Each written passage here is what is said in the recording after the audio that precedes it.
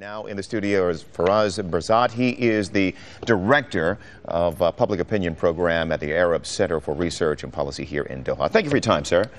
What are your expectations for the speech? Again, this could be a speech directed at a number of different audiences inside Syria and the international community as well. I don't really have very high expectations. You don't? No, I don't. I think because the two previous speeches he has given, one was to the parliament and the other one to the government, and he did not speak to the Syrian people.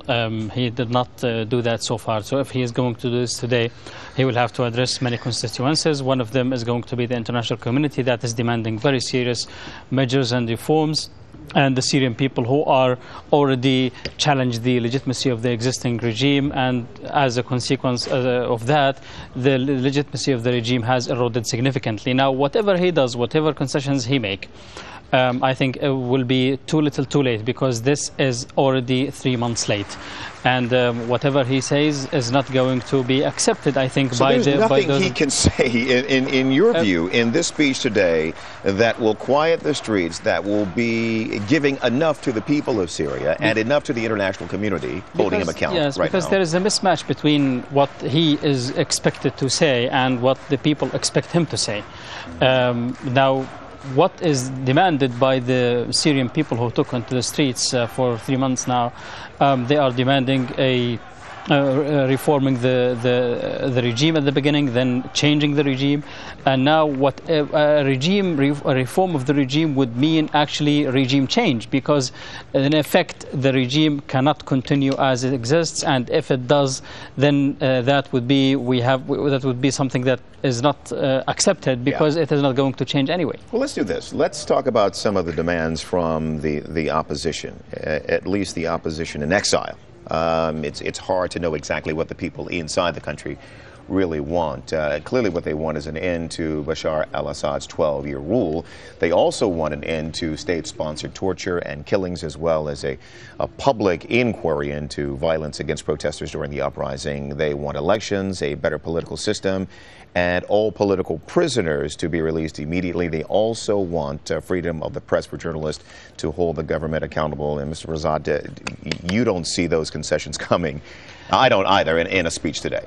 No, I don't think if he's going to make concessions, those will be minor concessions. Yes. And one of them, the major demand, is to change the Article 8 of the Constitution, which stipulates that the Syrian regime, the Ba'ath Party, is leader of the state and society. And already the leaks from the Ba'ath Party officials were saying that that would be changed to something like a leader in the state and in the society. Yeah. And this is not, this minor play of words, I think, is not going to make a difference. And now you have more than 10,000 people already reported refugees into Turkey. You have a massacre committed in Dar'a. You have the two important cities, Damascus and Aleppo.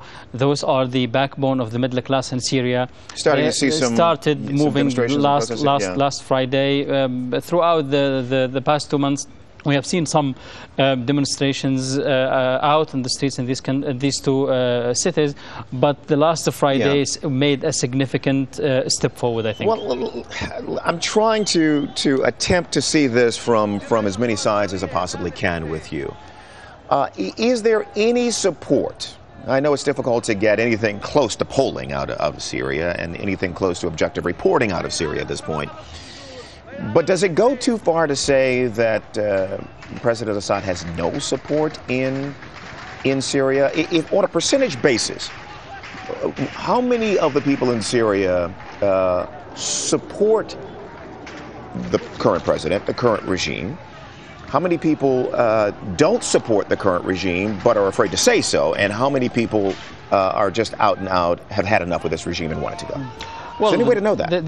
I don't think there is any accurate information about that in terms of actual polling data or survey data. But what we can say, we can resort to conventional measures and conventional ways of guessing and evaluating these things. Yeah. One, is that you have the authoritarian regimes, they usually build very strong security forces, military and bureaucracy that is loyal to them. And they dole out the spoils to the members of their regime, and that builds a certain loyalty, sure. Sectarian loyalties, tribal loyalties, etc. And all of those things, they come together to build a system of nepotism, favoritism that already antagonizes the majority of people, because it's not based on merit and it is not based on competition over scarce resources or available jobs of the state.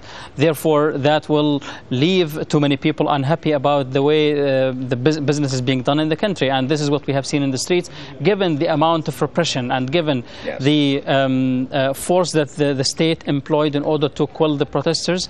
Still, what we have seen in the streets is a very important, that speaks about the courage of the people, and speaks about the determination that they are not going to take what the system is doing anymore. So we're expecting the speech inside the next hour, and you're going to be with us, Mr. Brazat. I appreciate it. Thanks for your time. Thank you.